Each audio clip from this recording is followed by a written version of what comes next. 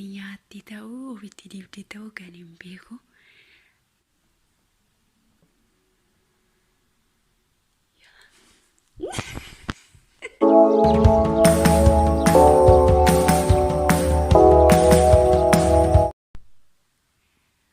Tole akkuma mucaa rafaa jirtu argaa jirtan kana maaliifan waraabaa jira isinitti fakkaate waa ta'e isinitti agarsiisuuf jechuudha.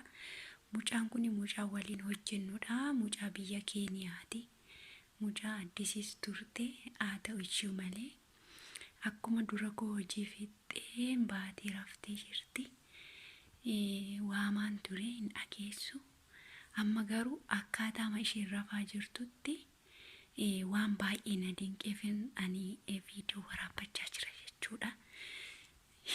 Garuu akkana dhageenye malee amma kun argamaa jirtu.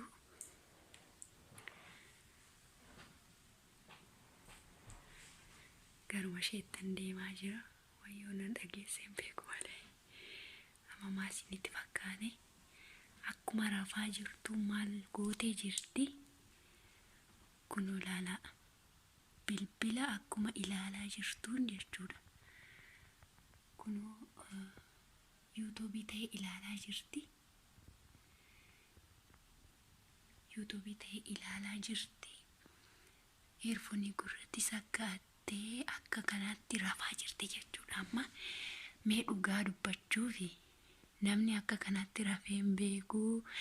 Bilbila koo dagadhee otoon ilaalaa jiru namni jedhu jira ammas hin keessa. Anumaan qabateeyyuu jechuudha. Maaliifi hojii oolamni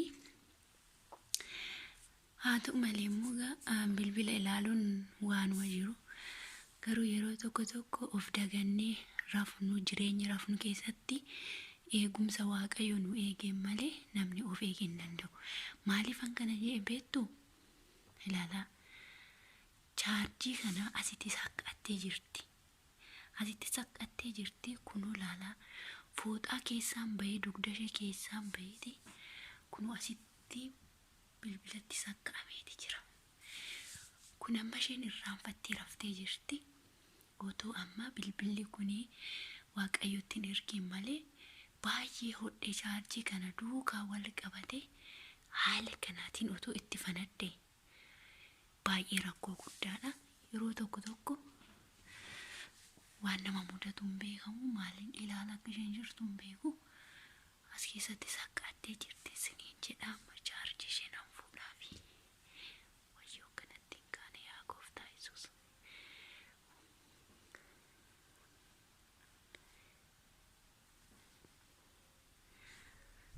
Kunoo bilbila ishee as dabarsee jira. Wayyoo. Kunoo haala kanaatiin jechuudha kan ishee bobaa ishee jala qaxxaamuree jiru. Amma jechuudha. Eerfoon isheerraa fuudha yoo natti kaate hin beeku malee. Amma waa ta'een ishee taasisa qooya. Waa ta'e irratti hojjetanii akka isheen dambaqxu laala. Wayyoo yaayoo achi kaate. Yaa du'a. Duutii fi hirribni tokko garuu kan du'e hin dammaqu malee kan rafeen madammaqa. Egaa akkasin isin yaa keessumaa daraa keessa yeroo raftan chaarjii keessan ofirraa fageessaa akkasumallee dadhabuu waanuma jirudha. Yeroo tokko otoo komentii barreessinuus otuma viidiyoo ta'es ilaallu otuma akkasuma maatii wajjin odeessitaniis akkasuma otoo jaalallee keessa wajjin odeessitaniis ta'u baay'een keessan irraanfattanii maraftu. Kuni beekamaadha. Garuu immoo haa ta'u iyyuu malee Waaqaan gaditti of eeguun barbaachisaadha. Innaa guyyaa bilbilli hojiirra oola halkan chaarjiirra bula. Kuni bilbiluma keenyaaf iyyuu miidhaa guddaa qaba. Amma waa ta'een isheetti dibuu adeemaa jira qooyaa. Amma maal isinitti fakkaate? Kana qopheeffadheetan jira. Kireemii kana argitu yaadaa jira. Kireemiin kuni kan mataati. Amma jechuudha buqqiseetanii buqqiseen kunoo keessisaa kana fakkaata. Keessisaa kana fakkaata haala kanaatiin qopheeffadheetan jira. Haqeetanii harka ishee irra kaawwadha. Hin nyaatti ta'uu ofitti dibdi ta'uu kan hin beeku. Tuttuqee tan kaachisa qooyaan ilaalaa sumanne. Yaa Waaqayyo kanatti hin kaane garuu.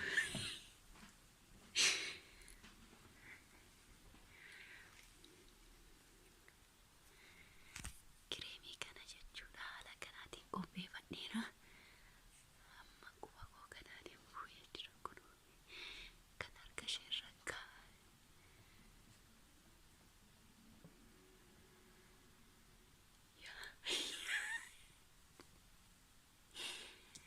Kun haala kanaatiin itti dibeetan jira.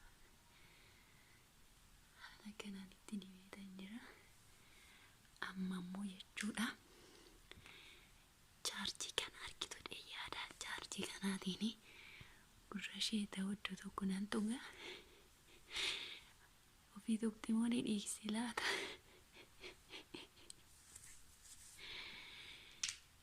Qo'ee ayi hirribaa kana hirribni kun akkasuma nama gooti sila.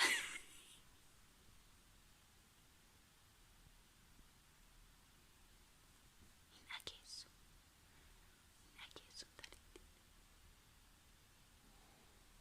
wayyoo sosochoote.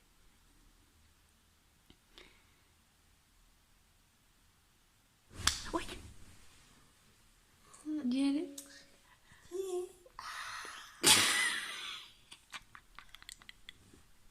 Oh my. What? sorry. Oh man. Okay. So how does the body okay? Eat. Oh.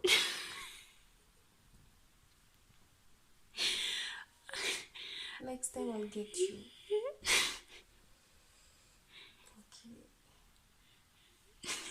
Alright. Yeah. Oh. Oof. Sorry.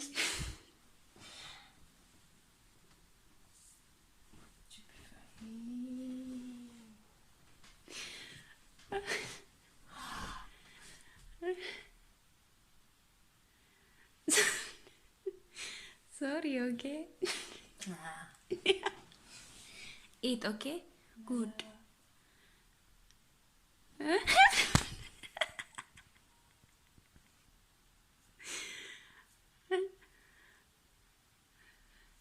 I'm fine. I'm fine. Murphy fine. Put here.